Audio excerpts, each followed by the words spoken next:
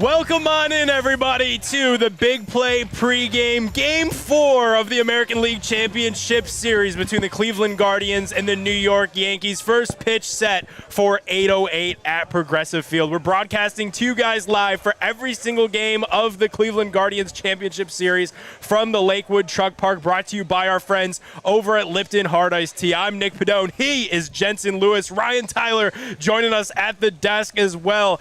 Guys, Game 3 for our Gardos last night. An absolute treat. And boy, does it feel like this series has been flipped on its head, Jensen. Anyone make an appointment at the Cleveland Clinic UH for finding a cardiologist after the last 3 innings last night? I know that my pipes are clean after that. That was I've been a part of some unbelievable comebacks, I think, in my professional life, but that one, that's an all-timer for me, considering the moment, considering where they were in the series, and dear Lord, the bottom of the 8th inning, the top of the 8th inning, the 9th, just unbelievable how it all transpired. If you got a chance to look at the win probability chart, I mean, that thing looked like your heart monitor going up and down. 99 Yankees, 99 Cleveland, 99 Yankees, 99 Cleveland.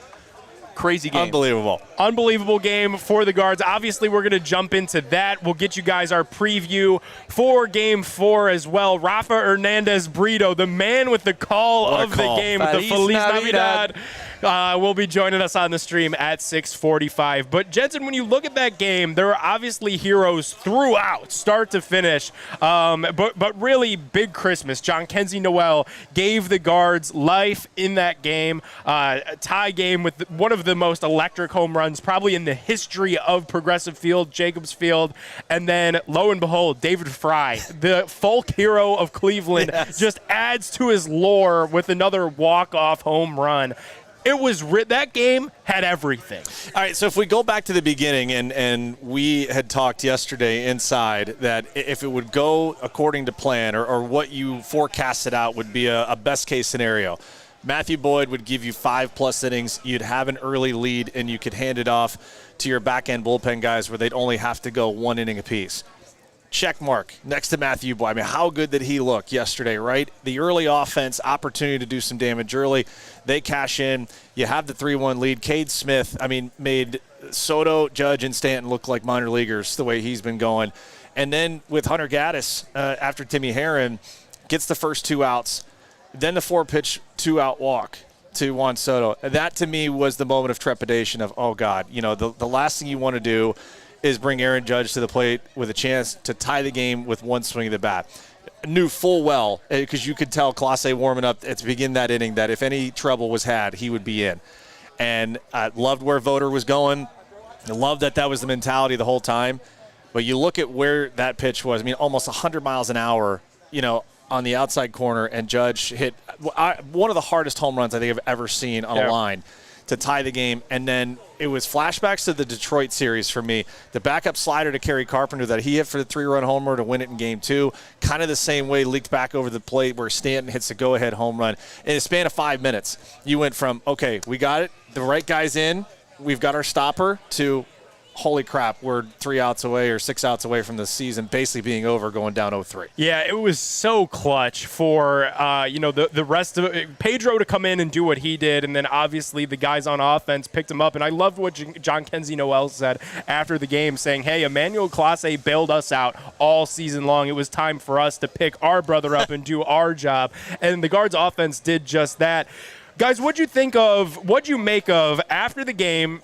Emmanuel Clase did not stay for media availability. I mean, he was out of that place before 9:30 at night last night. And then on his Instagram story shortly thereafter, flexing all of his rings, all of his awards that he's ever won in his career. And people were saying, don't know that I love that. I think there's something to going back home to his apartment or wherever he's at and realizing, hey, I'm really good at what I do, and I just need to lock in and help this team get a dub tomorrow, which is now today. I know there's times where if we had struggled, and especially in big moments, you'd go back to the video room and look at, maybe an inning where you struck out 2 or 3, you punched out the side, you forced some weak contact.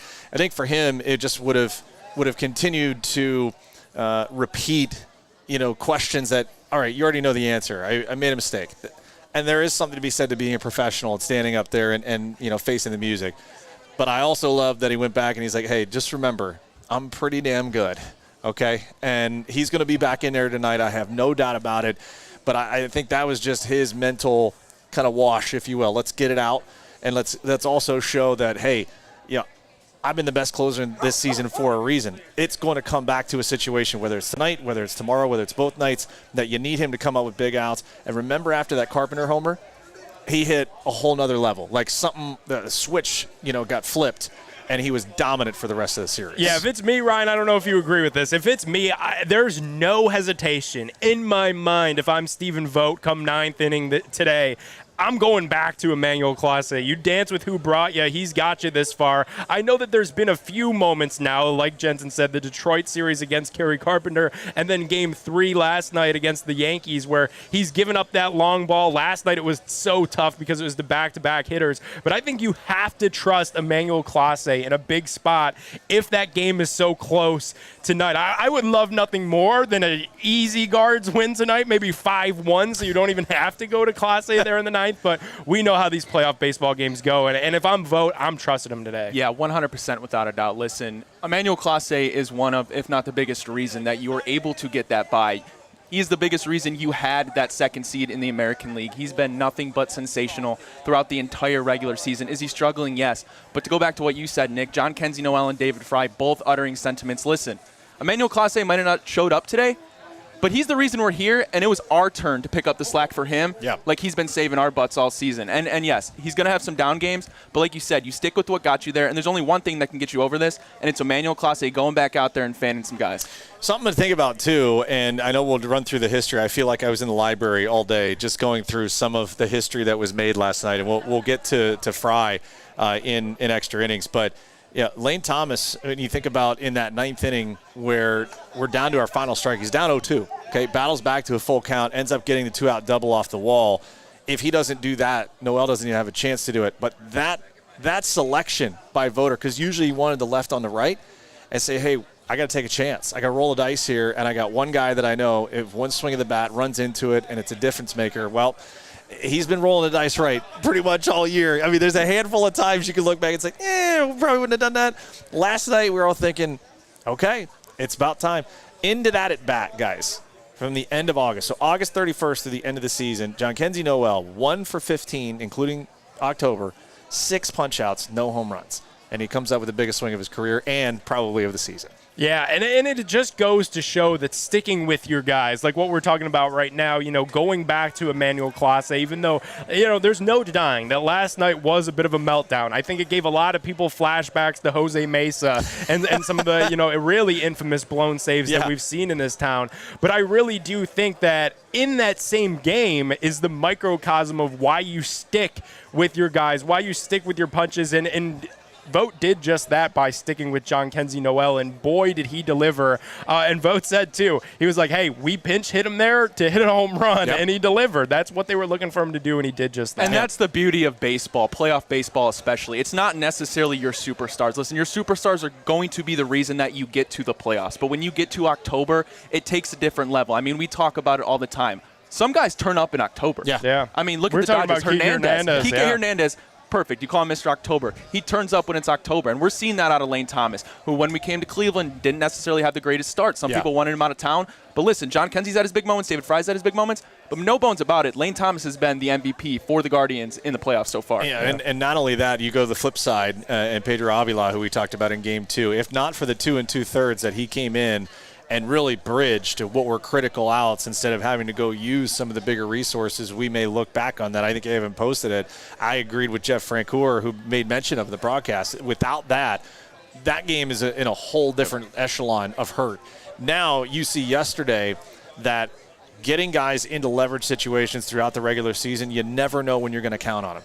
Well, here we are in some of the biggest outs of the year against arguably the best offense in the American League, at least the best middle of the order, 2, 3, 4, the way it's going right now. And that's the guy that's getting the outs in extra innings. Welcome to October. How about that, right? And that's why the depth of the bullpen has been the strength. It continues to be that. And I'll give it back to you, Nick, with this idea. Think about how the use of where the Yankee pen has been. They have gone to the same 3 guys. Okay, Luke Weaver's got 62 pitches in the last 3-4 days. I don't know that he's going multiple frames tonight if he gets in. Clay Holmes had not given up a run in the postseason, and David Fry takes him deep to win the game. Now they got to figure out in the middle here, and they're going to – I have no clue what to expect from either starter tonight because they haven't pitched in a month. But think about where the depth of the Guardian bullpen now gives Stephen Vogt that opportunity. If he needs to go get Gavin Williams, he can. If it's a Ben Lively who came in relief and looked great the other day, if it is some of these other relievers, that's where last night's win, by not having to go super deep and getting guys that have had, maybe not the A leverage innings, but have shown you that they've got an opportunity to do it, gives you an advantage heading into tonight. Yeah, absolutely. And that's why that start last night was so big. I was so glad to see that game unfold how it did. Obviously, then it gets really scary there at the end, and the Guards are able to do the unthinkable and pull that thing out. Jensen, as I'm sitting there today as well thinking about this, as great as we felt last night trying to fall asleep, because it was a mission trying to go to bed with the excitement of that game, one thing that I'm thinking about is, hey, Guards are still down in this series 2-1, but it surely doesn't feel like that. Momentum is a fickle thing, but when I'm thinking about it, I'm like, wow, Aaron Judge and Stanton hit back-to-back jacks off the best closer in baseball, and that's a game that the Yankees can't get a dub. That's got to feel pretty demoralizing if you're New York. Well, and that's the thing is they were kind of dead all of the game and even into that 8th inning, right? Because you got the first two guys out. Really, this bullpen for Cleveland allowed Stephen Vogt to have a pretty good feeling that, hey, I've got exactly what I wanted. This, if I were to draw it up, this is how I would do it. The only thing I would say is if you're Hunter Gaddis, throw 3 right down the middle. If Soto hits a 500-foot homer, who cares? You're still up 1. You just cannot create traffic to allow a Judge or a Stanton to do the damage that they did. All that being said, it still blows my mind that from that kind of an emotional swing that they still got off the mat in the 9th inning, because that's usually the dagger. Okay, and up to that point, there was nothing, and then all of a sudden just this blitzkrieg of power. You're usually done. And so I credit those guys for continuing to fight. Bo Naylor, solid at bat for him too. Huge, and huge. Being able to continue the line moving. You just think about these things where if it's not done, if those guys don't keep the line moving, you don't have the opportunities that set up that 9th inning. Jensen, I want to go back to Emmanuel Clase for a second. Obviously, we just talked about it. You're going back to him in the 9th. Yep. There's no doubt about it. He's your best closer in baseball. I understand he's had a rough playoffs, but I want to ask you, went for the 4-out save. Yeah. We saw what happened. Do you reconsider now not throwing Emmanuel Clase out there unless it's the 9th inning? No, I would say, because you saw that from a pitch standpoint too, it wasn't a lot, okay? And he didn't have to get up and go back out there. So I would absolutely, if you got to go get it out and then have him come back out for the 9th, absolutely I'd go back to him. I think it would be fantastic, and baseball has a cruel way of doing this, that we may get into a situation again where it's 2 runs, and look where the order is, and who knows? It may be Soto, Judge, and Stanton this time instead of just Judge and Stanton.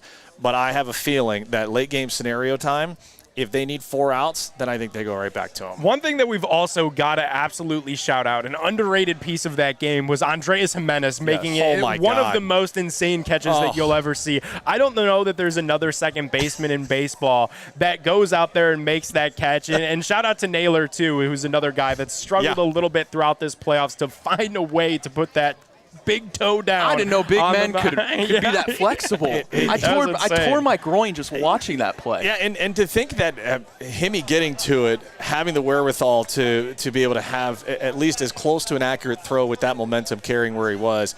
I looked at Naylor and I'm like, I don't know how he kept contact. I don't know how it happened, fellas, because with that big of a guy, it's usually carrying you off the base. And he did everything he could. I'm telling you, it's by the spike. Whatever daggers he's got in there, keep it rolling back out there. Same spikes today, big boy. But, yeah, if that play is not made, that inning probably spirals, and they probably don't even have a chance down 2. It may be 3, it could be 4, and then a completely different dynamic heading into the 9th inning. Yeah. All right, we got to talk about Jhonkensy Noel, Big Christmas. You know he's my – hold on, Jensen. Hold on. We had a pit stop before coming down here. For Mr. Padone here. How about Christmas ale? The first tap.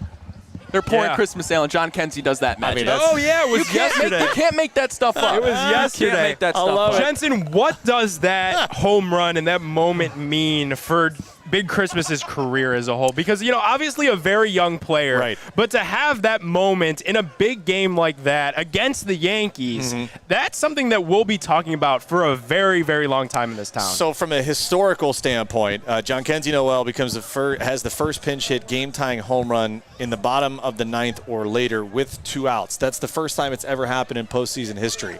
And to think that there is still that thought process of, hey, well, in games past, in the way that voter has managed, he's wanted to create the left on right, and he went against it and said, all right, I need someone who can lift and separate. And it was a changeup too. And as much as Clase would want the slider back to Stanton, I'm looking at Weaver, and that the hot zone in the scouting report is down and in for Jhonkensy. And where does that changeup end up? Big part of the plate, kind of down. He scoops it, and I mean that thing got out of there. Unbelievable. It shot out of the stadium. Like when that happened, so my dog's sitting on the couch with me because he's undisciplined. We're not trained at all. So he's sitting up on the couch with me, and he hits that. And as soon as it leaves the bat, I'd jump off the couch and just scream. And he flies off the couch to the other side of the room just out of sheer fear. I was like, oh, dude, I'm so sorry. I didn't mean to scare you like that. I'm not sure. That was one of the coolest moments I've ever seen. I'm not sure if what Jhonkensy did you can consider a bat flip. When I think of bat flips, I think of Jose Bautista, right? But I will say this. From the point of contact to the ball, I've never seen a bat leave somebody's hands quicker than Jhonkensy Noel's. The only time I can think of it was, you remember when Ken Griffey Jr. would do the dismount, he did the follow through and it just dropped the bat. Yep. That's as close as I can think of to where that was. But you're right. I mean, it was on the recoil too. Get it out of here. That was there are so many surreal moments from the 8th inning with how the Yankees went ahead, and then to the 9th inning and knowing that you needed a miracle. Yeah. Is it an early Christmas miracle? Yes, it is. Yes, it is. We can say that. But, I mean, what a remarkable job by this group, because they could have packed it in and said, all right, that's as big a haymaker blow as you're going to take that late in the game. For them to have the resolve and that mental discipline to say, all right, we're not done yet. We got to find a way. Yeah. And to do it, that's going to have carryover tonight. It certainly will be something that they draw upon and have that momentum headed into pitch number 1. And then all 3 calls. I mean, the national TV calls are usually never that good, but Brian Anderson got up for that one. And I love the shot inside the booth that was released today, where they were just screaming over it. And the presence under the tree was so good. And then obviously Hammy always shows up. And Raf, who will be joining us here on the show at 6:45 live from Progressive Field with the Spanish call of Feliz Navidad, was awesome. He made national news. I don't know if you guys know that. He was on SportsCenter last night. They played it on the actual news channels of the call. And they just showed the BA's call on TBS and then the Rafa's call in Spanish. And you could hear Carlos Baerga he knew it as soon as it left the bat. I can't wait to ask Rafa about it. Yeah, it's going to be a lot of fun. Obviously, we'll talk to him later. All right, the last big moment we need to really talk about and dive into this is David Fry. Is the guy that wins the game and puts the exclamation point on what was a thrilling Game 3 for our Guardians. And Jensen, we keep talking about him as this folk hero, but at some point the word folk just drops off and it just becomes hero. Because David Fry has been that good. He's been that guy for the Cleveland Guardians this entire season, and it's really started to carry and bleed over into the postseason when we need it most, when we're not getting a whole lot of Jose or we're not getting a whole lot of Naylor. It's been David Fry is the dude that's picked it all up. And to know that he's not been able to play defensively because of the arm issue that he's been dealing with, it kind of exemplifies even more that he's got to make his plate appearances matter and be impactful, because you just don't know. Maybe it is only one AB. Maybe it's lucky and they come back around and he gets another one. Well, fortunately, where he was at that point, he got to come back around, and that's why having the options on the bench late to have Stephen Vogt force Aaron Boone into a situation of, all right, I got to bring Weaver in because I want to shut it down right here, and then make him sit down and get back up. I'm telling you, it's the hardest thing to do in big league baseball as a reliever, and amplify that even more because it's the postseason in a close game. More history for you, okay? David Fry, 3rd ever walk-off in Cleveland franchise history. You go back to SpongeBob in 2022 in the wild card game. Just a 15-inning affair to win 1-0. And then in 95 in the division series in Game 1 against Boston. You speaking of bat flips there, Ryan Smith? I wasn't alive, so tell me about it. Tony Pena, solo homer in the 13th inning on a 3-0 pitch And, I mean, just an absolute massacre of a baseball to win the first game of that. Now, here's your best one of all. David Fry is the only player ever after last night to have two out, 2 strike, go-ahead home runs in the 7th inning or later in the same postseason, and it's happened within like a week. Jensen, I can tell you right now, listen, David Fry might not be the best player, obviously, on the diamond. But when I tell you, I think he legitimately might be the most clutch player on the Guardians, I truly mean that. Right now he is. Yeah. Yes, the Tigers series and this series aside, I mean, I remember Nick and I went to Pittsburgh for a game. Yeah. He was clutching that. I remember earlier this season, Oakland. Right. He hit a home run. Another Yeah. one against, I think it was the Twins, double off the wall Yeah. to get us the win. He has been nothing short of incredible in huge moments. And I want to ask you just how difficult it is for someone like David Fry to come off the bench. You're not playing a defensive position, to stay ready, not just stay ready, but to come up so big in these huge moments when you're just sitting on the bench the entire game. How difficult is that for a player to do? Yeah, and honestly, Ryan, the part that is probably the most mind-boggling for me is the stuff that Clay Holmes has had this postseason has just been nothing short of exemplary. Yeah. I mean, he is, again, not giving up a run. You got 97, 98 mile an hour, and I'm not kidding you. It's like almost 3 feet of movement, laterally. And when you have that as a right-hander and it's barreling in on you, I mean, you're trying to time that up while still respecting that he's got kind of a boomerang breaking ball too. So covering both sides of the plate, good luck, and be ready for 98. It's going to move 3 feet and 60 feet. Okay, so for him, you have to have that mentality of, I got to get an A swing off in these first couple of pitches because I don't want to get to 2 strikes. Then I'm in trouble. Then I got to be defensive. And we saw it in Yankee Stadium, right? Came in against Garrett Cole with bases loaded. Probably wanted that swing back because it was in, and Garrett Cole made his pitch, and that was it. So I'm sure that stuck with him a little bit like, all right, I got to be better. I got to be a little more selective in these spots. And for him to come through right there, like I said, the history is just unbelievable. This courtesy of Luke Petoskey, does a great job in our media relations department. Since at least 1923, none of us were alive, only 2 major league teams have hit multiple 2-out homers in the 9th inning or later. Us, obviously, in Game 3. And then in 2001, yes, it was the New York Yankees. That was in the World Series in Game 4, Tino Martinez and Derek Jeter. So encompassing all this history between us just playing each other, and then you have all these historic moments and another one to add to the chapter last night. You know who was at that 1920s game, don't Bruce you? Drennan was there. I'm glad you knew that as well. It was covering it for the Sun Times. Yes. He won't let me ever forget that. He was actually probably on the call as well.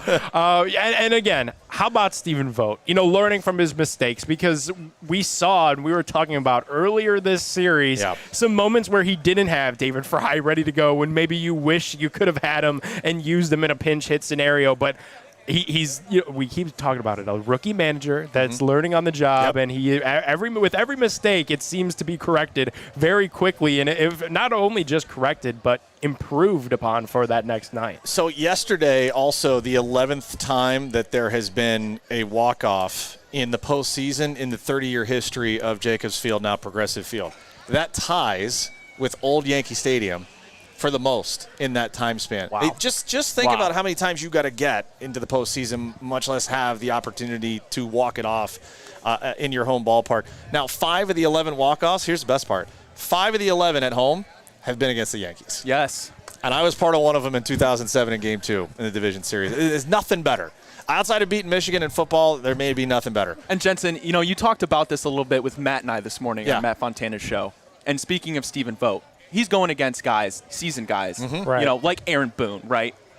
When you talk about this one season, it seems like he's had 11 seasons in one. It seems like he's had to have gone through so much in one season and learned so much that he's just going to be that much better of a manager moving forward. I would love to have been sitting. The only other place, if you want to just be straight, baseball homer about it, would be somewhere in the desert of Arizona to be sitting with Terry Francona. Yes. And just see and hear his reactions to playing along, as a manager. What moves would you have made? What was his reaction on certain things, late game scenarios, and then just the euphoria for how much he's invested in this organization and what he's done for postseason magic in Cleveland. Voter, I mean, I'm bald, and I have been for a long time. I got to believe Voter has lost a good amount of hair with trying to just navigate this. And to even parlay off of that, Nick, for Aaron Boone and Stephen Vogt yesterday, with the swings in the 8th and the 9th, to have their wits about them, to literally manage their teams. Okay, they're humans too. They emotionally react. I said this on MLB Network Radio today. I'm like, I am flabbergasted that both those guys were able to kind of hold the line and still think critically and try and look forward of, okay, well, I got to anticipate this. I got to have another reliever ready and just in case this guy comes up. I don't know how they did it. And I'm sure out-of-body experience for both of them at certain points.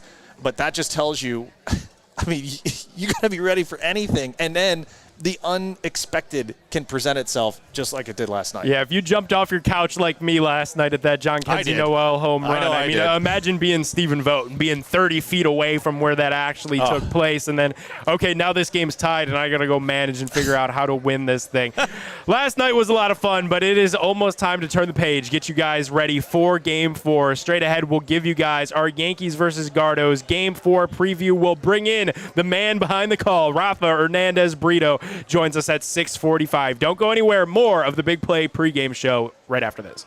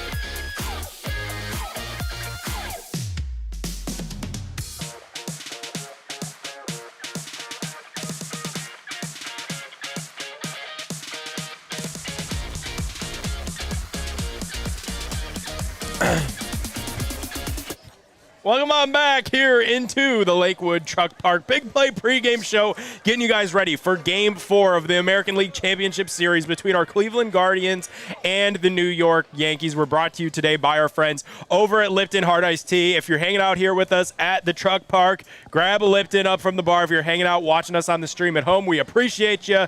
Go drive on to your local grocery store, pick up some Lipton Hard Iced Tea before the game today. All right. Jensen, Game 4. Now we're riding this high all last night. None of the fans can sleep.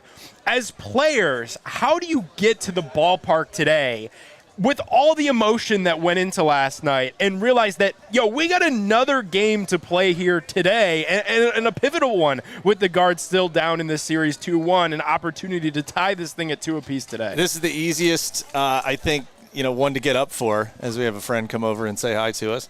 I think ultimately what you have to do is just realize that it's the momentum you want to carry over. And if you're able to do that, then that would be the biggest thing going for this club is, all right, take exactly how you finished last night and try and propel that into pitch number 1, at bat number 1. Don't allow New York to kind of stem that and maybe create some energy of their own. If that happens, then you kind of lose the luster from yesterday. But no, you're probably driving in. You're feeling great about it. But I think this is a club, too, that realizes they've been able to compartmentalize, too, and say, all right, can't do anything about yesterday. We love where we are. But now let's continue on. Let's find a way to be even better tonight. The fans are going to bring it tonight. Oh, man. Sold out. Progressive Field is going to be rocking. Sold out crowd tonight for Game 4. I just wonder for Gavin Williams, who hasn't started a game in a very long time, coming into this environment that's going to be like a frenzy. When you factor in the fans, when you factor in your own emotions after what just took place there less than 24 hours ago, it's going to be interesting for me to watch, Jensen. How does Gavin Williams come out in this game? How's he look right off the jump? Yeah, and looking at just the matchup tonight, Gavin Williams has not pitched since, September 22nd in St. Louis. Did pitch really well, 5 2/3, only giving up 1 run. But do the math. I mean, it's about a month, right, in between regular season and now this postseason appearance. I'll reiterate kind of what I said off the top. Cannot worry about getting deep into this game as far as I got to cover 3, I got to cover 4. You got to worry about out number 1. You've got to worry about leadoff guys each inning and being able to keep the traffic to a minimum. We said it yesterday, it bears repeating that this is a Yankee team that over half their plate appearances this postseason they've batted with men on base. That is just a tough way to do business and try and win. So I think now that's something that you focus on here, not only for Gavin, but also Luis Gil is going to be on kind of that opposite side where he hasn't pitched in about the same amount of time. He has been known to have command issues too. So both offenses tonight going to have to exercise some patience that first time through, maybe see if those guys have that command early on. If they don't, hey, kind of pass the baton, allow that line to keep moving and put some pressure on both managers to say, all right, when do we pull the plug and try and keep this game within striking distance? Jensen, I got to imagine, right? Would you say the edge in this scenario with Gavin Williams, I believe, faced the Yankees this season once? Yep. Would you say the edge is more so to the pitcher who the batters haven't had a great look at him this season, right? Or you're Gavin Williams and you're facing a monstrous lineup, right? This is probably going to be the best lineup you faced all season. Right. Obviously, you faced him once earlier. But I got to imagine now in October, this lineup is even better than they were back when you first faced them. For sure, and I guess there's some familiarity too in our day and age of having all the video and the iPad and being able to see, tendencies as far as that. This is kind of an outlier though because you don't know what the command. If this is a regular turn through the rotation, okay, a little bit different. Then you can kind of gauge that he'll be in and around the plate. He'll have mid to high 90s fastball. I think that's where I'm at. The adrenaline's going to be. He's got to hit 100 in the first inning. I think he's got all that pent up energy. He hasn't pitched in a while. He is super fresh. But with that, you got to exercise the brake pedal a little bit and know that I gotta stay ahead. And then if you just want to try and blow it away with 2 strikes in your head and reach triple digits and force guys to come out of their zone, then do that. But you can't get to that point unless you're ahead in the count. I think that's what Matthew Boyd kind of showed yesterday was if you force these guys to cover both sides of the plate because you are ahead and they got to be ready for the slider, they got to be ready for the changeup, you're going to be in good shape. But if I'm Gavin, I keep it super, super simple. Strike number 1, get the leadoff man out, go to work from there. Now, are you surprised to see Gavin Williams get the start today? Could I just interject here and say I'm pumped for that? Yeah. I feel like I've been imploring for that since the Detroit series. I think he's just a bit of an unknown, and I don't know why. Something about that excites me. I think he's a guy that out of nowhere, especially just because he hasn't pitched a lot this season, he can surprise you and give you a little bit of length, which we need. And Jensen, you and me talked about it at length yesterday. No pun intended. You need length out of your starters at this point in the season right now. Yeah, and I guess I can extend that thought by, okay, that's all well and good. The advantage of a Gavin is when you have power stuff, you can afford to maybe make an additional mistake or two and get away with some things. Now, it's different with the Yankee lineup because they're super patient. They got one of the lowest chase rates in all of baseball. So I think they're going to even kind of shorten their strike zone a little bit. They want him to force them to say, okay, all right, you're with it today. You're with it tonight. You've got command of your stuff. Same way, I think that's what 𝗟𝗩𝗘 and company are telling the Guardian lineup is do not help Luis Gil out. This dude can walk with the best of them. Like you could really gamble that he could throw four balls before 3 strikes. He gets into those points where it is just kind of leaving him. And I think that is going to be a priority for the Guardian hitters tonight is, hey, just as much as the Yankees want Gavin Williams to throw a boatload of pitches, I think the same is going to be there for a priority for the Guardians. Now, what do you expect in terms of a leash for Gavin Williams, right? God forbid he comes out here and has a rough start. Yeah. Listen, it'd be one thing if it was Tanner Bybee. You've had a large body of work this entire season, and you have the utmost confidence. Listen, he's going to settle in and he's going to get right. Now, with Gavin Williams in such a critical game, do you have that faith in a guy like Gavin Williams? I think you probably I think you learned a little bit from Game 2 where it's probably like a 𝗟𝗡𝗩 or a Walters to come in and clean up an inning, and then, maybe a Ben Lively to start there. Just someone who has already kind of done it so far this series and is that veteran mindset of, all right, I'm not trying to do too much here. I'm just trying to collect out sufficiently. But I think Lively, if it gets to that point where it's still pretty close, but you need length, I think it would probably be Lively for maybe a couple innings, and then really game situation. That's the biggest mystery tonight, guys, is really from the first. We have no idea what to expect from both these starters because it's such a long layoff. Now, let me ask you this. Why do you think Stephen Vogt elected to start Gavin Williams rather than start Ben Lively and have Gavin come out of the bullpen rather than Ben Lively come out of the bullpen? The velocity. Okay. I really feel that they would rather err on the side of, if Gavin needs to reach back for 100, he's got it. Okay. If he needs to reach back for the big 12-6 curveball and throw it in the dirt and Hedgie will block it, I think they would rather err on that side of, we got a better chance, and we want to have the least percentage of balls put in play. Right. Taking nothing away from Ben Lively, but just knowing the velocity difference and the stuff, I think that's where they're at immediately. Now, if he throws 7 balls and 1 strike in the first 2 hitters, someone is getting ready. They're not going to let this get out of control because, as I go back to again, it is such an astronomically long time to go in between being in a major league game. And we've seen Stephen Vogt be really quick, with that decision to pop out there to the mound. If he's going to do it with Bybee, you know he's going to do it with Gavin. Yeah, and then on the inverse, though, Jensen, with Gil, I feel like we spend these pregame shows and kind of sound like broken records saying, please, Guardians offense, score runs early in these games. Yeah. First 3 innings, we want to see runs scratched across. And it just hasn't happened that way. Now, luckily, they've been able to win that division series. They've been able to win last night to at least give life to this championship league series. Right.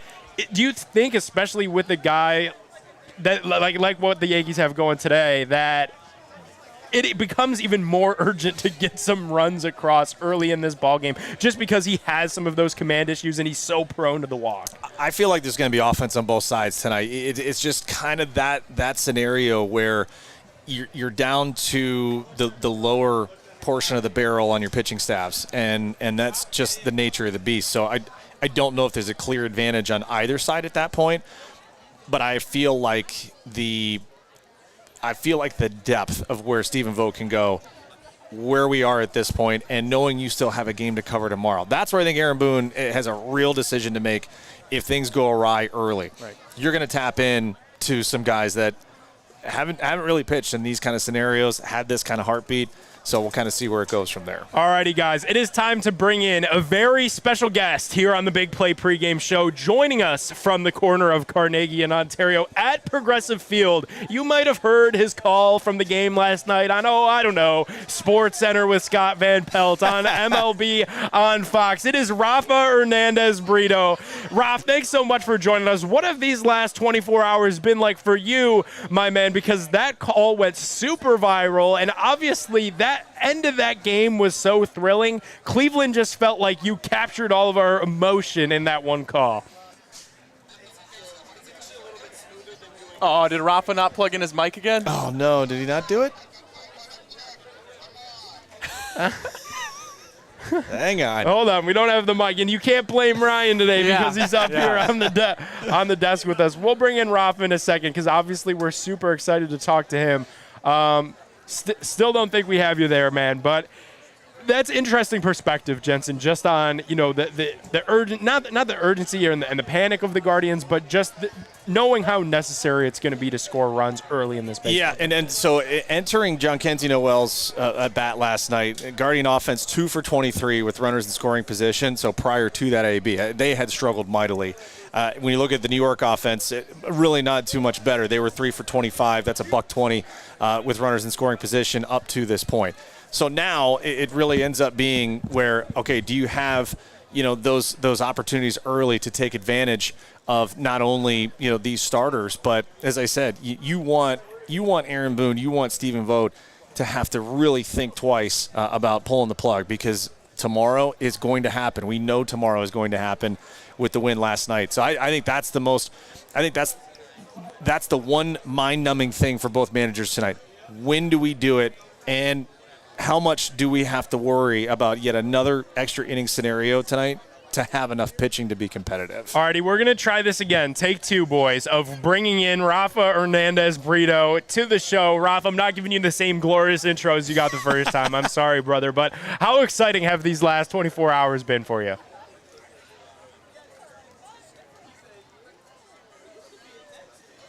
Raf. Got him? I don't think we have him. I think the virtual studio is giving him a little bit of a fit here. We could see you and you could see us. We just can't hear you. But I'm glad you could hear us. So that means we're 75% of the way there. We'll get connected with Rafa 𝗟𝗡𝗩 as soon as the technical difficulties allow us to. Obviously, he'll be joining us live from Progressive Field for this one. I'm also very fascinated just to see how the Yankees come out here because it feels to me like Cleveland has all of the momentum in this series. It feels to me like I woke up this morning and completely forgot about what happened in Game 1 and Game 2 at Yankee Stadium just because Cleveland has given now America the game of the postseason to date. Well, kind of the postseason. I don't know if anyone watched Pat McAfee today. They were like, this whole series has been really good. There really hasn't. And I know the score of the first two games, it was kind of late when those insurance runs were put on, but pretty tightly contested for most of Game 1 and Game 2. And then you look at where Game 3 was, similar cadence, similar idea. Like you still got a chance to come back. Although I think yesterday's so different through the first 7 innings because there was nothing from the Yankee offense. I mean, they really looked beaten down. And then amazing when your stars just come up big for you and how that can be the difference maker for you. So in a span of, and that's what I think it would have hurt twice as badly. You go out and dominate the offense, and then a 2-out walk, a 2-run homer, and a go-ahead homer, and that's it. Like that would be a horrible way to lose that game. And for a while there, that's what it was looking like. And yesterday, all throughout the pregame show, you and I continuously said, hey, Games 1 and 2, it never really felt like the Yankees dominated. It really just felt like the Guardians couldn't get out of their own way. And even Danny Wexman joins us and says this same exact thing. She's like, hey, Cleveland's in this series, guys. And lo and behold, what we saw was the Guardians finally got out of their way. They did the small things correctly, and they capitalized on a couple Yankee mistakes there late in the game. A pitch right over the plate to Big Christmas, and he goes ahead and does his thing. All right, third time's a charm. We're bringing in Rafa 𝗟𝗡𝗩. Raf, what have these last 24 hours been like for you, bro? I just wanted you to introduce me again, man. Come on. All right, we'll do another one. All right, you ready for it? The man behind the call, the man that gave us so many viral moments, the man that was on with Scott Van Pelt on SportsCenter last night, Cleveland Guardians bilingual play-by-play announcer Rafa Hernandez Brito. Raf, these last 24 hours have been so fun for us as the fans. What was it like for you, obviously watching that moment and being on the call for those huge electric plays that ultimately give Cleveland life in this series? It's been basically the same, and I'm just a fan that's allowed to watch the game with a mic on, and that is the beauty of my job, you know. And it was my daughter and I, everywhere we go, we try to go into roller coasters, and I told her this is the one we have never been on, because the ups and downs of that game last night, and I have never been so high and then so down after those two homers, especially the way it happened, you know, Stanton. And when 𝗟𝗩𝗘 was coming in, I said, you know, this is what all baseball fans wanted, the most powerful hitter of this era against the best closer in the last couple of years. And then you have it. We have the two back-to-back that kind of took all the air out of Progressive Field. And then the way that it came out to happen, and then before the game, we have talked to David Fry and Manzardo and Noel about how we needed homers from them. So I had to really grab myself on the top of this window because I almost jumped off the booth on that Jhonkensy Noel, especially when I saw him flip the bat. I channeled all that energy the way he was walking down first base. I don't know, but I think everybody in the stadium and everybody in the Cleveland Guardians world felt it. We just needed that punch. And I'm happy we kept on punching with David Fry's homer because it was beautiful. Rafa, it's J. Lou. I think you will echo these sentiments that Tom Hamilton said yesterday. This is October baseball.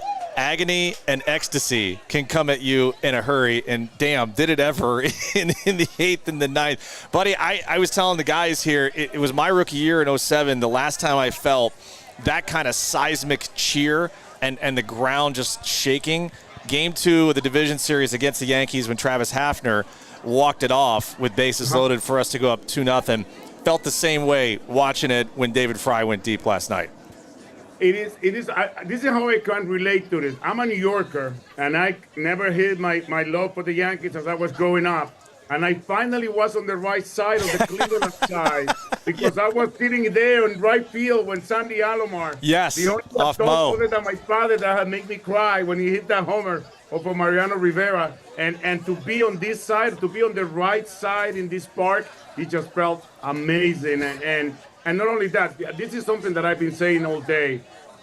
It happened to the nicest dude in the house. I think the whole team is made out of really good dudes that you could go out and have a beer with any day of the week. But to be, especially with Thomas getting on base, with Fry coming up, you know, that player to be named later dude that you all root for, and Jhonkensy Noel, who was a little bummed out at the beginning of the day because he wasn't in the lineup and his father was going to be on the stands. And Carlos Baerga and I were talking to him and we said, listen, go out there, get your flies, because when that number gets called, it probably is going to be on a big moment. And you know, you don't have to know much baseball to know that if Jhonkensy Noel was going to pitch hit, it was going to be a time where we needed it. And man, did he come through it. It is the wonderful thing about baseball. If you watch a movie about the game last night, you just think Hollywood is just taking it all the way over the top on the happy ending. Come on. Now, Raf, I got to ask, now that you're famous, you're not going to forget us, are you? You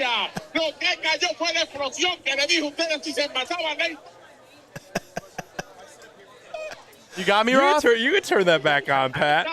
What do we got going on in there, Raf? Is that a Cavs call? Even on the replay, Carlos Baerga can't stop getting on top of the call.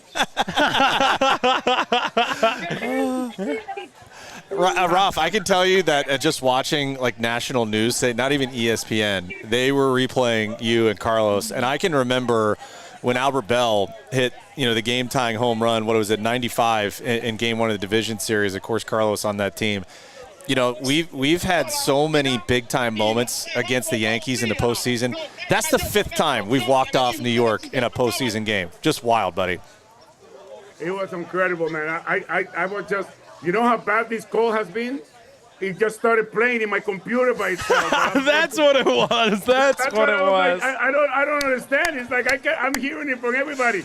Even on the replay, Carlos Baeza is getting all over my call.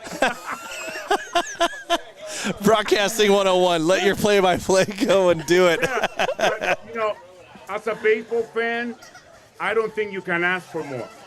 And I can tell you this: I couldn't hear you. Or I couldn't hear your question, Jensen, because my play Carlos kept screaming on my computer. But if we win tonight, I'm telling you, we're going to New York with 2 bullets, because there's no way that we're going to New York down if we can pull it off. And Gavin Williams is a big key. Yeah. And I think just getting that first hitter every inning out is key for the Yankees. Facing those 3 monsters with nobody on base is huge. There's so many things. We can beat them by doing the things that we do best, which is the small stuff and the stuff that they cannot do. They can hit balls, they can hit them long, but they can't do the things that we have been doing all season long. So that continues to be the key to me for the Guardians to come out with a victory tonight. Yeah, Raf, I was just asking, now that you're famous, you're not going to forget about us little guys, right? No, absolutely not. You know, I want to correct Nick, because he was talking about about Scott Van Pelt and about all this other stuff. This whole thing started with Big Play Twitter. There you go. There you go. Yeah. There you go. There you go. You're damn right, Rob. Over 1 million views on Twitter. Yes. So Wow. thanks a lot to Big Play Universe. Wow. Yeah, huge thanks to everybody out there for showing love to our guy, Rafa Hernandez-Burrito, who just brings it on the call every single night. And we look forward to hearing more from him and for all of our beloved Cleveland sports teams. Raf, last one for me before we get you out of here. You mentioned Gavin Williams. He's a very key piece of what needs to happen for this Game 4. What are you expecting to see out of Gavin today? I'm expecting him to be aggressive, and I'm expecting him not to make the mistake that we made last night by pitching around Soto and just pitching trouble. And when he pitched in New York last time, it was the base on balls that got him in trouble. Yeah. He pitched well. It was just the fact that he kept putting people on base, and these guys don't need extra outs. They don't need any help. They can beat us with what they have. So I think Gavin Williams has to be aggressive, trust his stuff, trust the guys that are standing behind him, and just hope that we're going to keep him in the game. You know, we got to punch first. I think it's huge. It's big for the Guardians to hit first and just play ahead like we did yesterday. And obviously do the small stuff that we didn't do last night. Can you see him, Ralph? Ralph, can we get another Feliz Navidad out of you before we let you go? Oh, man. So good. Huge thanks to Rafa Thank you, Rafa. Have fun Hernandez-Burrito, tonight. the man behind the legendary call that made its rounds around the world. Rafa, have a lot of fun out there tonight at Progressive Field. Thank you, man. Vamos, Guardianes. Absolutely. Rafa Hernandez-Burrito, Cleveland Guardians bilingual play-by-play announcer, joining us. And it's just so fun to hear from him because he in that one call, and really in all of them, in every call that he makes, it just captures the way that you feel. And it's always fun for me. So little known fact, I edit those together for Rafa. And I don't know what he's saying because I don't speak Spanish, but you could match up the noise that the ball makes and him just losing his mind so perfectly that I don't even need to speak the language to put these highlights out. It's a good thing you have video because you'd think he'd be calling a goal instead of a home run the way that we're used to hearing it. But yeah, what a unique perspective too, and so neat that Carlos is there too. We all know Carlos, the little Energizer Bunny. He doesn't stop talking sometimes. So awesome to have both those guys. They did every home game this year too, and incredible. And with the Latin American community, we've had, and obviously the following. Knowing that you've got a great portion of this team, from the Dominican Republic and Venezuela and Colombia, just all kinds of walks of life from those different nationalities. But he's right. This whole clubhouse, it's a lot of great dudes. It's hard to find a bad apple in there. They love each other. They pull for each other. And he's right. You got the nicest guy. He's the fry guy. And he goes out and he does it again. And it's in the span of a week that he's been a hero twice. Can he do it again? I don't know. I said it today. I don't know how the hell you follow up last night. Yeah. How do you do it? And the stories just keep writing themselves. And he mentioned it, David Fry, the player to be named later in that Francisco Mejia trade with the Milwaukee Brewers. 𝗟𝗓𝗩𝗘 Noel, his dad, coming to the United States of America for the very first time. And in the span of a couple weeks, he sees his son deliver a great moment in the regular season. Yeah. But then that moment last night, to be there for your child, I'm sure ran chills through his spine. And I hope our hearts went crazy. I hope Papa Noel is doing okay tonight, but the stories really just can't be written any better than what this Guards Ball Club continues to do. And when you factor all of those things together and you realize now that Cleveland has the momentum against Goliath, it really just keeps creeping into my mind that, hey, maybe this is the team of destiny. And Jensen, I'd like to personally thank you in person for putting together that Moneyball call, because when I tell you I watched that and I damn near cried. It was so spot on. It was special, and it really is Moneyball. It is, and I'm glad the first one we did was the conglomerate with Celine Dion for Lane Thomas's Grand Slam, and I don't know why Titanic music with Celine singing and big sports moments just ends up fitting, but I figured we got to intertwine Moneyball and. It is synonymous with just this series alone, right? You've got the one of the largest payrolls in the history of the game with the Yankees.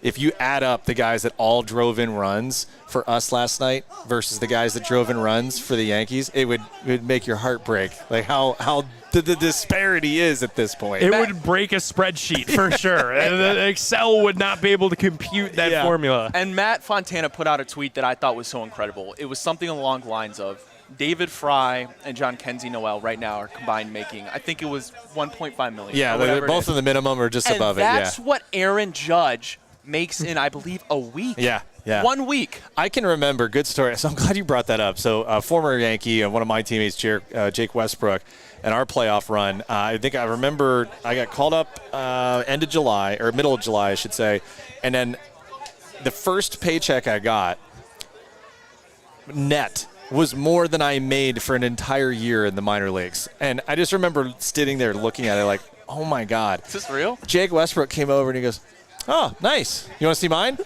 No, I don't. And he cleared like $892,000 for like 2 weeks. And I said, where does it all go? Like, what do you do with it? But, the way that these guys have put it together, and again, this is part of being a homegrown organization. This is part of these guys really relying. We said it at the beginning of bringing the heat this year. Austin Hedges is your only free agent signee for $4 million. Was he worth his weight in gold yesterday, especially defensively? Unbelievable. Was he worth his weight in gold? He hit, and he got a hit. He took it. He got hit, and where it don't shine. But you have to appreciate that the homegrown talent here is the engine behind this group. And what would it look like if you had a healthy Shane Bieber, you had a healthy and effective Tristan McKenzie, knowing what they were built on the last few seasons. But those injuries, fellas, and that adversity, without that, they're not here, because those are team-shaping moments. And that early to have that adversity, 2 weeks into the season, you lose your ace.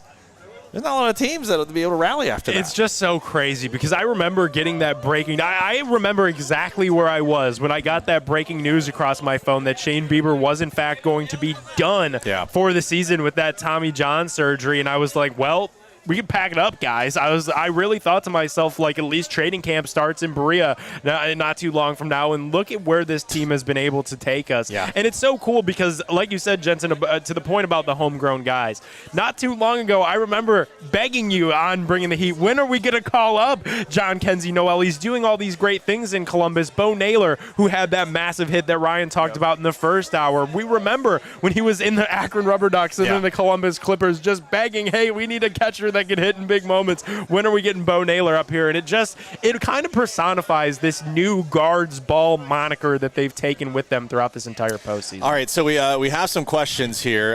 Shout out to my better half, Michelle, for throwing these out here. One from our good friend, Big Play Dave. Okay. Saying, I saw this one. Question for Jensen. Austin Hedges doubled and then took a 94-mile-an-hour ricochet directly off his you-know-what. That's what cups are for. Would you, as a player, take another one of those shots if you were guaranteed another double. No, hang up and no. listen.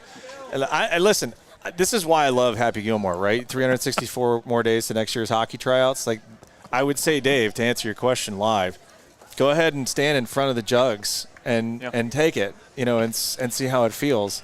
You can be all geared up, wear exactly what Austin Hedges is, and then come back and talk to me, but I don't think you're going to want that. Andy Mee is saying, hey, guys, are you surprised that after saving the game and perhaps the series last night, neither 𝗟𝗓𝗩𝗡 𝗟𝗓𝗓 and David Fryer in the starting lineup? I think you and I talked about it a little bit yesterday. Ryan, we bring you in on your thoughts for this too.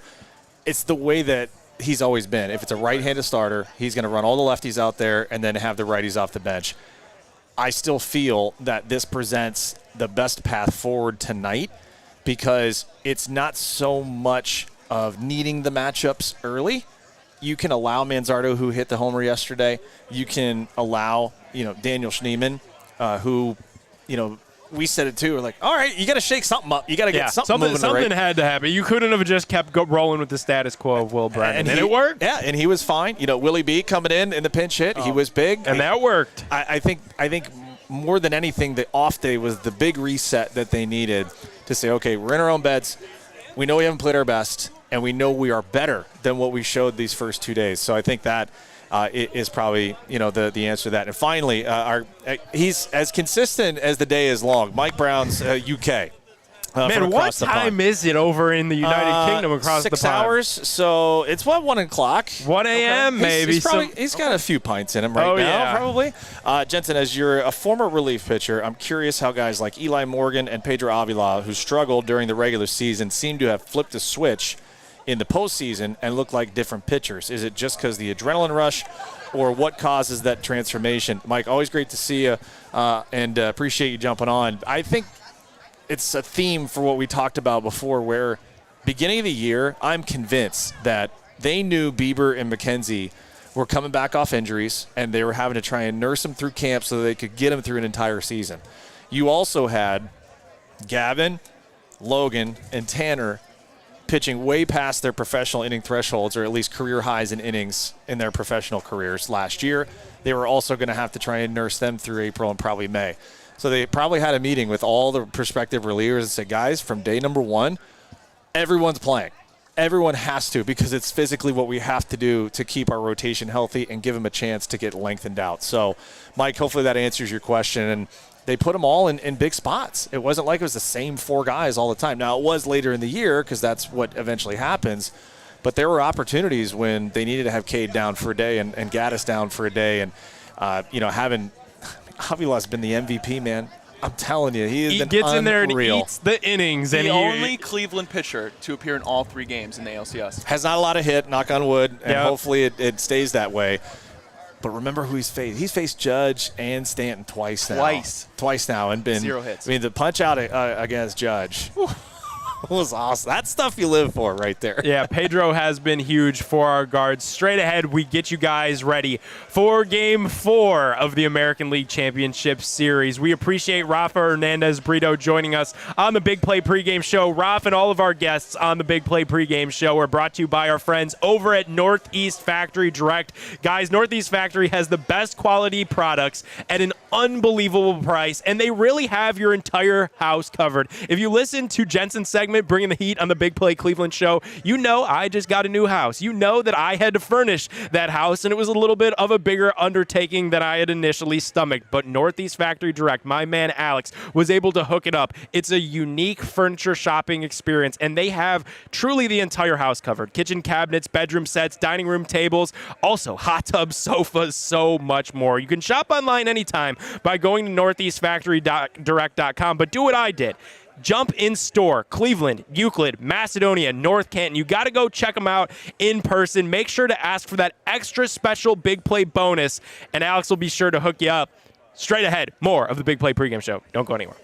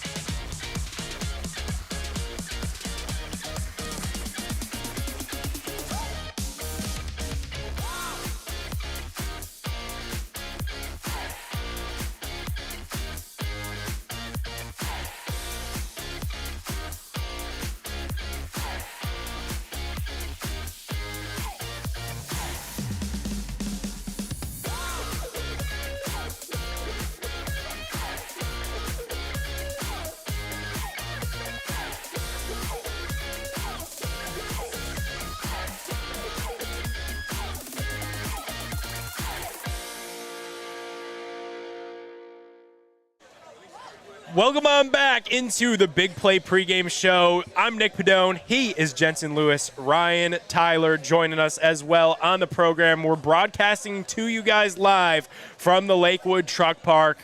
Hour until first pitch. Come on down to the Lakewood Truck Park. We're brought to you guys by our friends over at Lipton Hard Iced Tea. We appreciate everybody hanging out with us here tonight at the Lakewood Truck Park. Finally, some primetime Gardos. I feel like we've played at every single time slot except the night game. Our Guardians have been blessed with this nighttime slot, and it's allowed us to broadcast live from here tonight, which is a lot of fun. Been a great crowd, and sticking kind of with our theme of night games, it looks like this NLCS Game 5 is going to be deep into the night the way it's going. 10-5, the Mets right now, and boy, did they light up 𝗟𝗓𝗡 in a big way. Must win, right? Down 3-1. They got to force this thing back into LA and see what they can do as far as that, but still got a long way to go. 10-5 through 5. Yep. Talk about some pitching resources being expended there, boys. That's a tough one for both managers to navigate right now. We see leads get blown, especially in the baseball postseason all the time. But I'm talking about series leads as well. I just wonder how much pressure LA felt going into this game tonight, knowing that, hey, you're one win away from punching your ticket to the World Series. After this miraculous offseason where you spent $1 billion and landed the biggest name in baseball, arguably in this decade, in this quarter century. Right. In Shohei Ohtani. I wonder if they just felt a little bit of pressure in this Game 4, our Game 5, I should say, today to finish this thing, knowing as well that Cleveland and New York are in a bit of a dogfight, and it's a little bit of a different scenario than what they have going on with the Mets. I didn't think about it until you brought it up, but there might have been a bit more urgency for L.A. knowing that you had 𝗟𝗓𝗡 on the mound, who was sensational in Game 1. If he could get close to that, you had a really beleaguered Mets team coming into today, just how they were beaten down the last couple of days. What we talk about from inning number 1, guess what?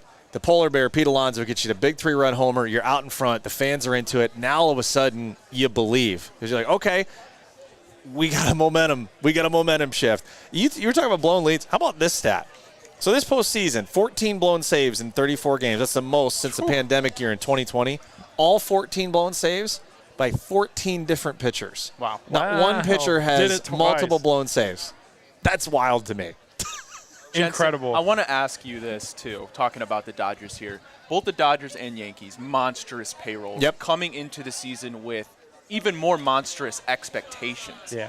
Now, I want to ask you, if the Yankees fail to win the World Series, which, fingers crossed, and the Dodgers fail to win the World Series, for which team is that more of a letdown? Well, that's a good one. All right, if we're leaning Dodgers here, and I told this to Nick at the beginning of the postseason, you spent $1 billion to physically get to that spot to win it, and if you don't even get there, then that is a massive failure because that's what it was designed to do. Now, they have had their fair share of injuries, but whatever. This was the plan all along.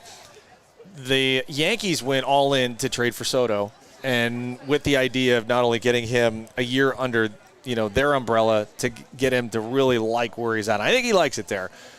But you were going to have to entertain $550, $600 million to bring him back.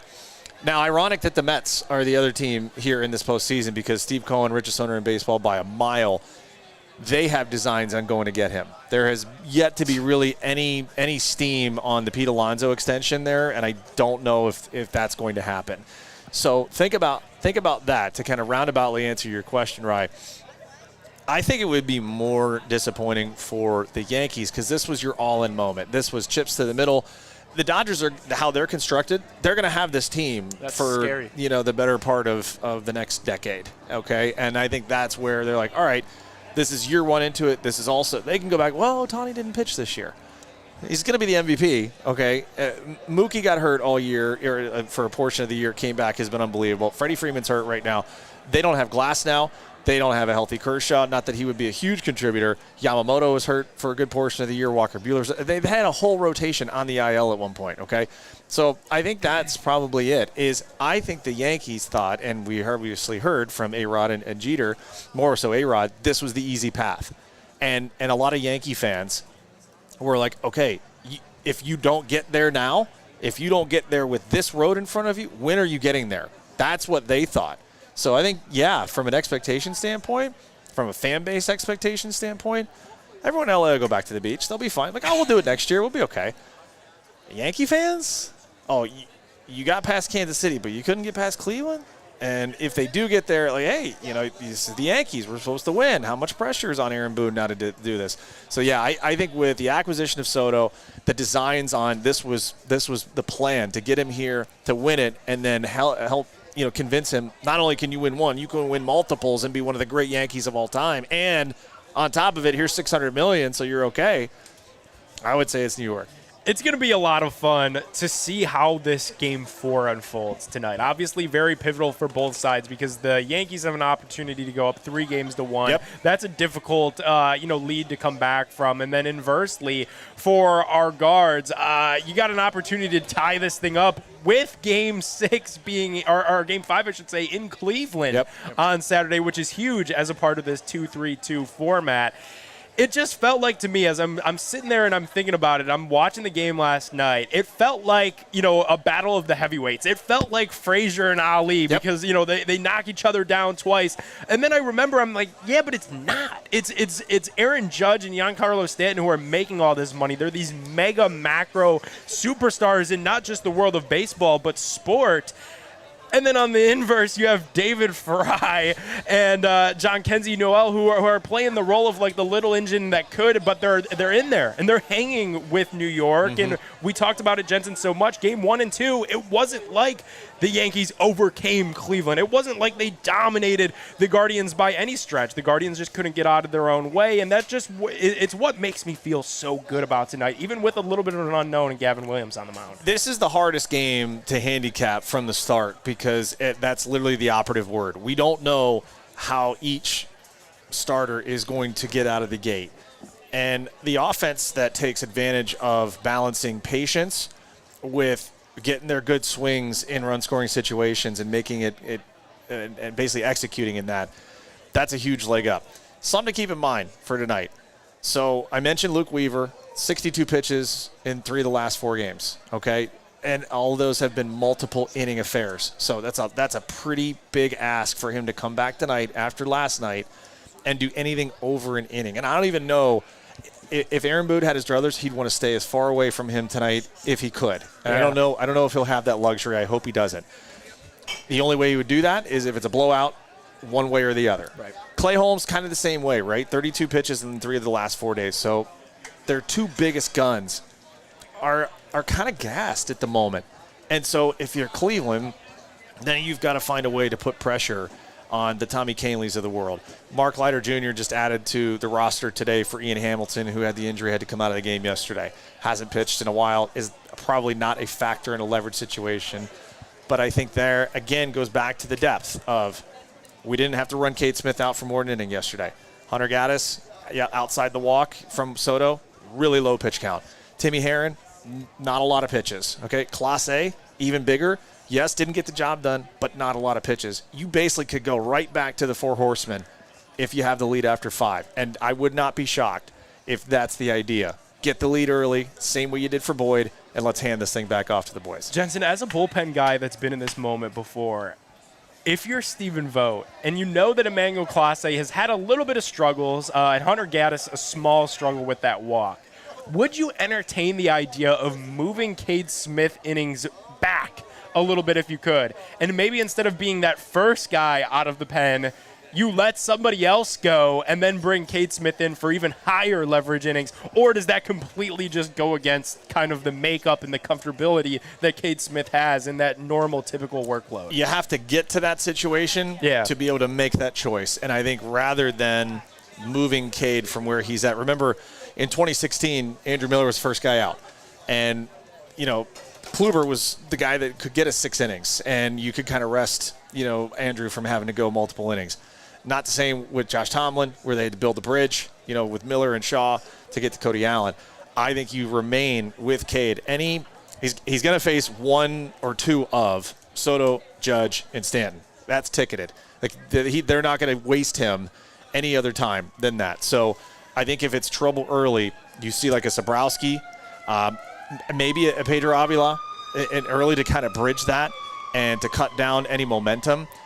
outside of, Gavin just having an injury in like the second inning, you probably see Lively come in there and create the length. It's a huge crapshoot because we don't know what Heel and Gavin Williams have.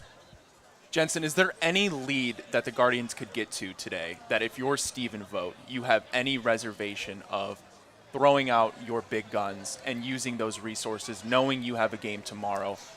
Although, as we talked about how pivotal this is, because if the Yankees do go ahead and take this one, well, you not only have to win one in the Bronx, you got to go ahead and win two in the Bronx, and that's a monster in itself. I don't think you think ahead for tomorrow, and you have to get back to even in the series. And I think Rafa brought up a great point, is if you get today, you got a great shot at getting tomorrow, okay? Because now, unless it's a blowout one way or the other, then most of the big guys are gonna play. What you don't want to have happen is not use those guys and give New York something to hang their hat on. Here's the narrative.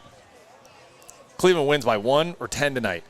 All the pressure has immediately shifted back to New York because now you're staring down the barrel of a 3-game losing streak and having to win both at home. You're okay. You got Garrett Cole going on Game 6, but it's already the mental shift. It's already the mentality of, well, now our season's on the line. And just 72 hours ago, we were, an inning away. We were a strike away from putting this team on life support. So I think tonight ends up staying close to the script we saw yesterday. Boyd was awesome getting 5 innings. If Gavin Williams gets that, we are playing the lottery on Saturday because it's not – I don't even have it on my bingo card that this could happen back-to-back nights. I just feel the way that Voter has managed – going to give New York no opportunity to blow anything open, to create a crooked number. And I think Cade and Hunter are ticketed no matter what for the Soto, Judge, and Stantons. Whenever they come around, it could probably be Cade in a run-scoring situation, but I think both those guys, they don't see anyone else but them tonight. Keeping things close has been the name of the game for both of these managers really throughout this entire American League Championship Series. It'll be exciting to see what happens. I am just so optimistic, and I really, guys, I don't have anything to back up how optimistic I am about Gavin Williams. Feeling? It is. It's truly a gut feeling because I think it maybe comes from a place that I thought we would see him in the division series against Detroit, and we didn't. And they decided to roll with the vet Alex Cobb even early in this series, and I thought maybe that could have been a spot for Gavin Williams to start. So I feel like now I finally, after 2 times where I thought maybe it could be him, I feel like now I finally get my opportunity to see what he has in this moment. He hasn't pitched in so long. I just feel really confident that as a younger dude that's going to be, amped for this one, like you said, I wouldn't be surprised if he hits 100. Triple digits, to start this game. I really think he can go deep. I really hope he does. I would love that. And again, just the numbers that he's up against. Judge so far in 9 games this year, including the postseason, 7 homers and 16 runs batted in. He's homered in 6 of the last 7 games against Cleveland. So, of course, we circle him. Giancarlo Stanton, this was a mind-boggling stat too, has not struck out since Game 1 of the division series. That is 26 consecutive plate appearances that he has not struck out. So he is seeing the ball quite well. And that's the other part of this too, is how much do the Yankees prioritize jacking pitch counts up, forcing Stephen Vogt to go to the well early if there's traffic these first couple of innings. Well, speaking of Gavin Williams, Jensen, in your opinion, yes, 5 innings would be wonderful. Yep. Yeah. But for a guy, as we mentioned, hasn't pitched in a little while, what is a reasonable expectation for you for Gavin Williams on the mound tonight? Into the 4th, I think, is reasonable. And I think we just have to be mindful of the command. Like, there could be some walks sprinkled in there early just because he's trying to find it. I don't think people realize when game speed versus sim game, you already know in your head it's not there. Like, it's a B game in spring training where you're just getting your work in. You're trying to get the heart rate up. You're trying to, just jack yourself up to get there. But we're going to know real early, okay? I think within the first 3 hitters, we're going to know if he's got it or not. And I think we'll have a bunch of velo. I just hope it's with intent down in the zone when he needs to elevate to get to his curveball. I think he can do that. But yeah, I mean, if he's under 100, it's only because it's starting to get chilly out here. That's the only thing I think holds him back tonight. It's very nice as well that New York and their starting staff is dealing with a similar story. Same thing. It's a guy that has not pitched in quite some time, and another guy that has a little bit of a command issue. You know, another guy that's not exactly automatic strikeout machine, right? And gives the guards at least an opportunity. And again, we keep trying to hope for it. We keep trying to will it into existence to score some runs early in these games. Yeah, it'd be great. And I think you see kind of, we're watching this National League Championship Series 10-6 now. LA's making it a game. 3-run homer by Alonso in the first inning. That's the difference right now, because the Mets believed at that point, all right, we've got a shot, and we're doing it against their best. That's why, and maybe just a quick look into tomorrow.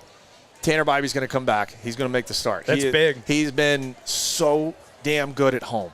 Yep. These guys have loved scoring for him and playing behind him at home. He has been such a difference maker here. Completely different when you're pitching when the series is tied at 2 versus, hey, I can't make a mistake because the season's on the line. And to be fair, it was yesterday. You don't go down, 0-3 and really come back unless you're Boston in 2004. That's the only thing I draw from yesterday, how you had your good feeling. So yesterday was 20 years to the day that David Ortiz walked off the Yankees in 2005 in Game 4 in Fenway. That was the first of the 4 wins. If you've never seen it, one of the greatest 30 for 30s of all time, 4 days in October. That is what started the comeback from 0-3. They would go on to win the World Series. I just find it that baseball has this uncanny ability to present you with history that comes full circle. And to the day, Fry walks off the Yankees. Yep. Ortiz walked off the Yankees. It's in the League Championship Series. You're staring down the barrel of your season basically being on elimination. I mean, if that's not a sign, I don't know what is. And was that extra innings correct? Yeah, awesome. because that game finished at like 1 in the morning the day they played Game 5. So they literally went home, took a nap, came back, had to pack everything up because they left for New York that night. And it was back-to-back walk-offs, too. Back-to-back walk-offs by Poppy. It's going to be so cool to see, because if what we think and what we hope is true, that last night was the start of something special, we're in for a fun next couple of days and really next couple of weeks here hanging out with you guys at the Lakewood Truck Park. Straight ahead, we're locking in our big play bets for this game. We'll get you a little same-game parlay action, as well as our final predictions for this pivotal game tonight for our guards. Game 4 at Progressive Field set for 8:08, just about 30 minutes away. Guys, it's Nick Padone for our friends over at Universal Windows Direct, a proud partner of your Cleveland Guardians. October's here, and that means playoff baseball is here. It also means that now is the perfect time to replace those old drafty windows before the temperatures drop. We're hanging out here at the Lakewood Truck Park. We're on the outside. It's nice fall weather right now, but I know in about a month it's going to be really cold. Well, Universal Windows Direct's exclusive Super Spacer technology helps keep your home insulated, saving you money on your energy bills and keeping you warm all winter long. Plus, Universal Windows Direct backs it up with a true lifetime warranty as long as you own the home, and 20 years to the next homeowner. Call Universal Windows Direct today, 216-243-6648. And for every 2 windows you buy, you get 2 windows for free. Buy 2, get 2. Buy 4, get 4. Buy 20, get 20. There is no limit. Plus 0% financing for 60 months. That's 5 years of not having to worry about your windows, folks. Updating those windows with Universal Windows Direct is going to be the best decision you make this fall before these cold months. It's going to give you a quieter, more comfortable home. For every 2 windows you buy, you get the next 2 free. Plus that 0% financing for the next 60 months. That's 5 years. For the last windows you'll ever need, go to uwd.com. Again, that's uwd.com. Like me, you'll be saying, I love my windows.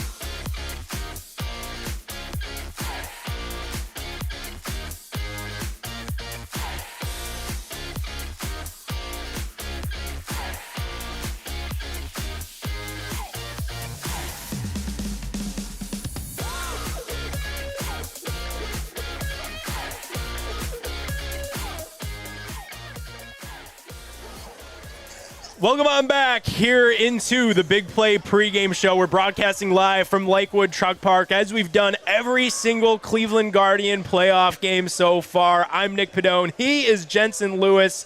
Ryan Tyler joining us at the desk as well. We're brought to you guys today by our friends over at Lipton Hard Iced Tea. We appreciate everybody hanging out here with us in Lakewood. If you're here hanging out, hit up the bar, get a Lipton Hard Iced Tea. If you're at the stream, you've got just about 30 minutes. You got 30 minutes to hit up the local grocery store, local gas station, whatever it is. Go grab some Lipton Hard Iced Tea. You're going to need it to get through this game tonight. Jensen, talk to us. We got to lock in some bets, and we need some Gardos players on offense that are going to get some hits. Who's going to move this line forward for Cleveland to keep the momentum on our side? All right, so I felt strongly about Guardians' money line yesterday. I would say that's my strongest recommendation again today. I think it's juicy. It's plus 100 I like right that. now. I like that a ton. Even better. I felt pretty strongly about the total over 7.5 just because, as I said, we don't know what both these starting pitchers really have in store. So I think both offenses will have opportunities to score.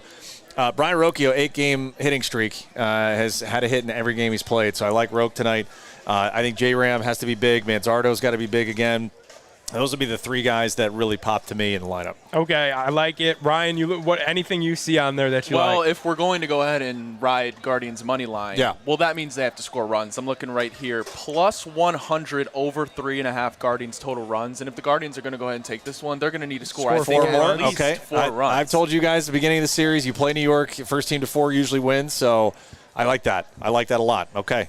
Okay, I like that too. We're building some props. Jensen, what would you guess the line was today on Gavin Williams' strikeouts? A guy that we haven't seen in a very long time pitch for our Guards, and he's going to have to be pivotal in this one tonight. My gut reaction first was 3.5, but maybe that was a bit low.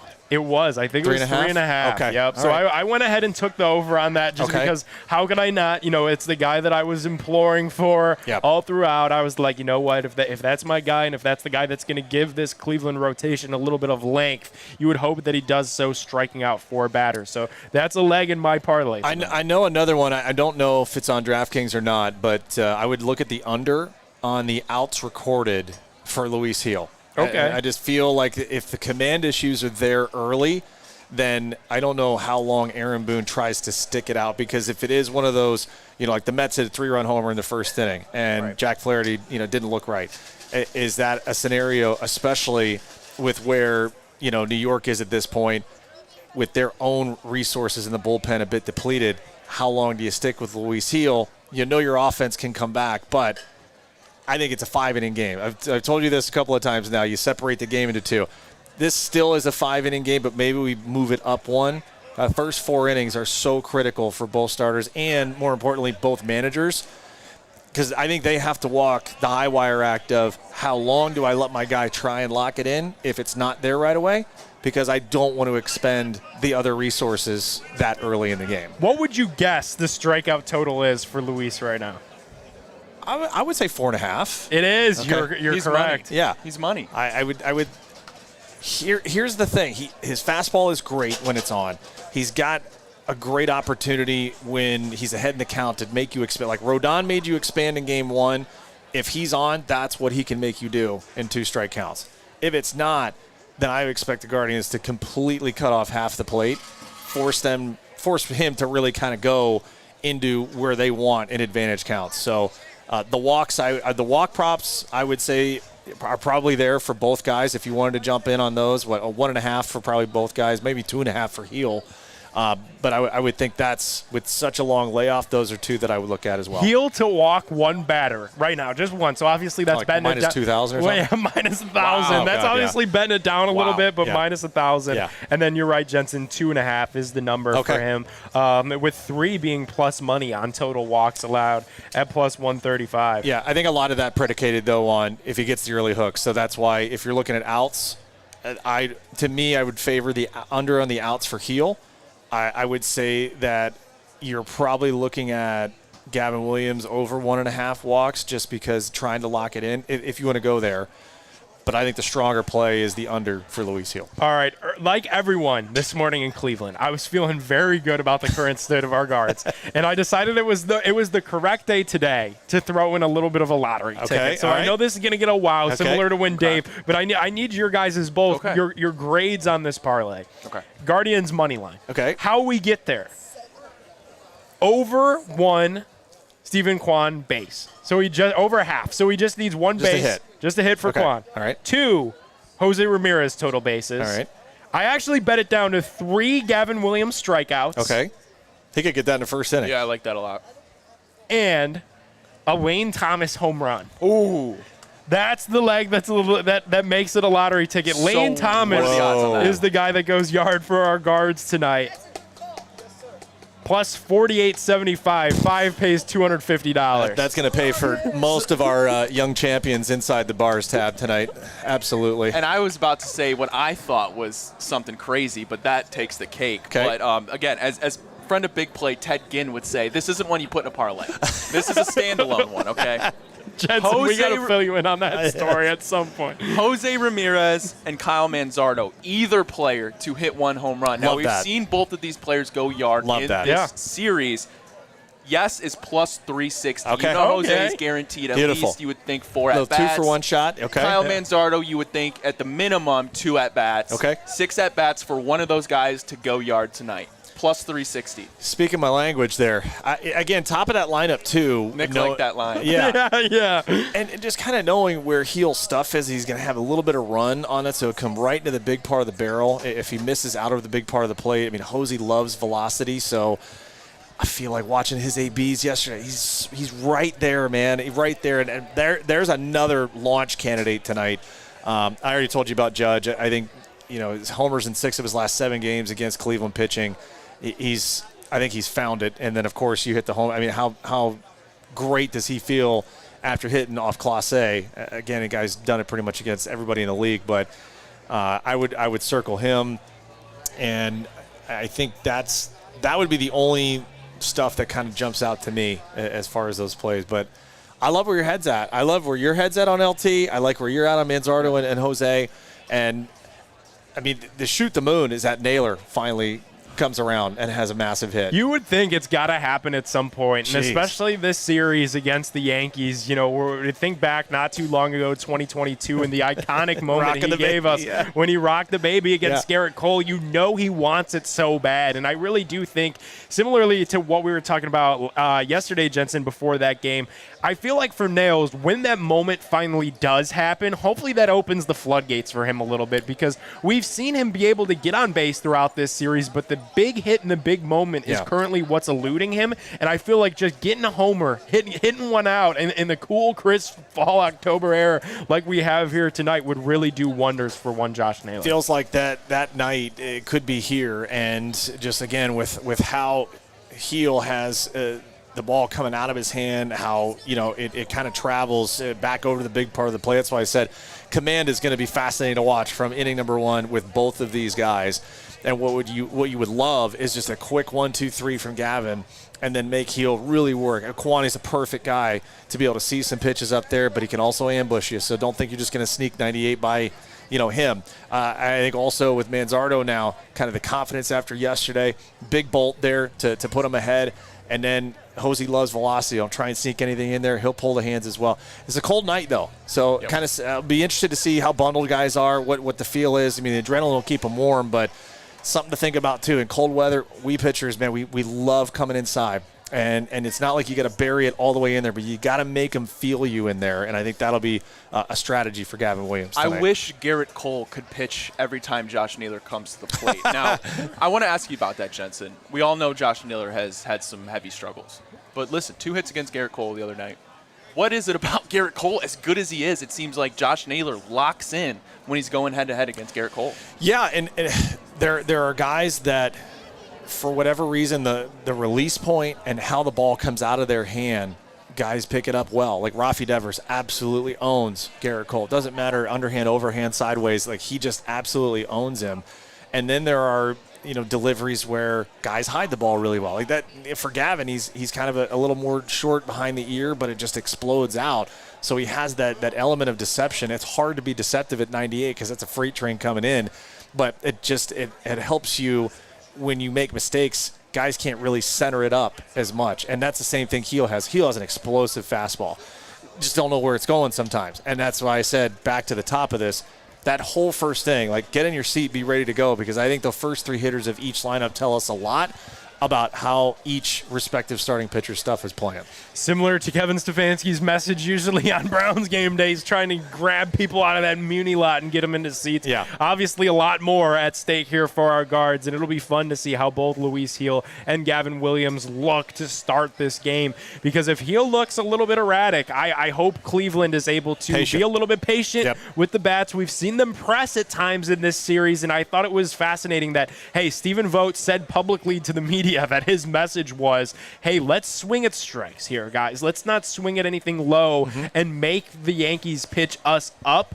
Lo and behold, did the Yankees pitch us up, and we see Jhonkensy Noel hit one of the greatest home runs in Cleveland history, and then David Fry walks it off with another pitch up, and Fry even said after the game, I was waiting for the pitch, and I was waiting for it up, and he got it. Great job by the scouting report, and all the people putting those tendencies together. And I said it before, with Holmes in particular, because he had been so dominant to that point. Like that the last three innings, there are parts of it that are so unexplainable, and it's just baseball. And that's the fun part about it, is you just never know what you're going to see, and we may be in store for that again tonight. I would love to not have the heart rate over 200. Yes. I mean, we'd really like to take a night off. I would have to buy a Fitbit or something like that. At least it's Friday today. Yeah, at least it's Friday. Yeah, get some liquid courage going, and we'll be good. Sleep in tomorrow. We'll be back here at the Lakewood Truck Park tomorrow for another 6 o'clock pregame show, taking you guys 2 hours up until first pitch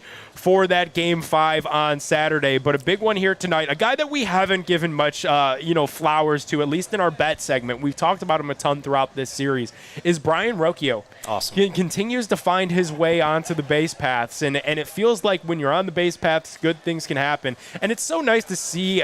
We were talking earlier in the first hour of the show, homegrown guys that have been around the organization for a minute. Rocchio, a bit of a newcomer. Obviously, he was a piece of that Francisco Lindor trade. But a guy that we thought very highly of came up and didn't really fit the bill, didn't really live up to the hype at all. But, man, this postseason, has he been Mr. Consistent. He is always on base, and it's a huge jolt, I have to believe, to this entire Guardians lineup card every single day, that he's constantly able to find his way onto the base paths in that ninth spot. If it wasn't for Kwani's hit streak, we'd be talking about Rocchio. And it's great that they're kind of back-to-back here, where you have your second leadoff man in Roque down there to turn things over, as we talk about all the time. Keep the line moving. Just keep having those great at-bats.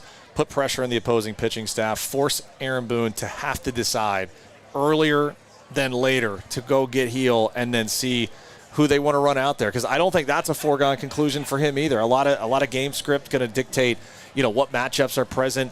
But an early lead really gives Stephen Vogt an upper hand on when he wants to pull the plug for Gavin. And the more outs that he gets after the third inning, I think the better for where Cleveland is tonight. Jensen, as red hot as Rocchio has been this postseason, would you ever consider moving him up in the lineup, or do you enjoy that luxury knowing you have a 9-hitter who's contributing, letting you flip over to the beginning of the order? I love it. It's been awesome for me. I think, too, you think about late game scenarios. If you're pinch hitting for, an Austin Hedges, who's going to hit ahead of him tonight, you now force that manager to have back-to-back opportunities of, all right, I got to try and match up with one.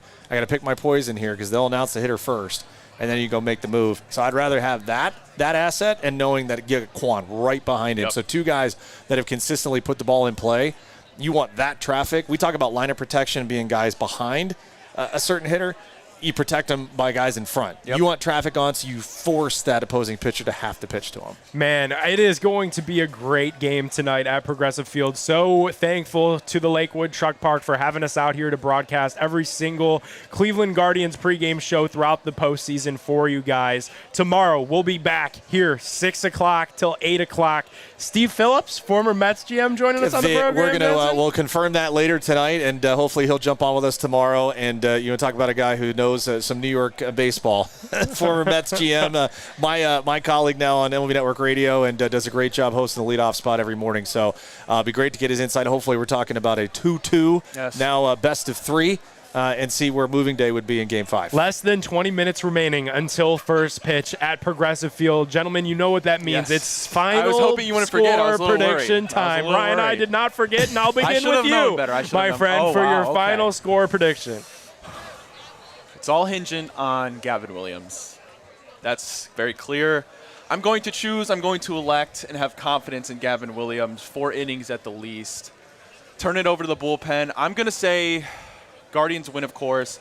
I will go, you know what? Very close. 4-3. Guardians win. 4-3. Okay. We're sweating it out. Costly at the end. All right. It's only right. For me, I've always been in these series, first team to 4 wins. I think we win 5-4. All right, 5-4. I love it. And I went low scoring with you guys last night. I'm going to go same score as I did yesterday, 3-1. Okay. 3-1 Guards win this one. All right. Huge thanks to the Lakewood Truck Park. Huge thanks to our friends over at Lipton Hard Iced Tea. Go pop in to Universal Windows Direct. Go pop in Northeast Factory Direct. We'll be live back here tomorrow, 6 o'clock. Follow us at Big Play on social media to tune in to the pregame show. For Jensen Lewis, for Ryan Tyler, I'm Nick Padone. Until tomorrow,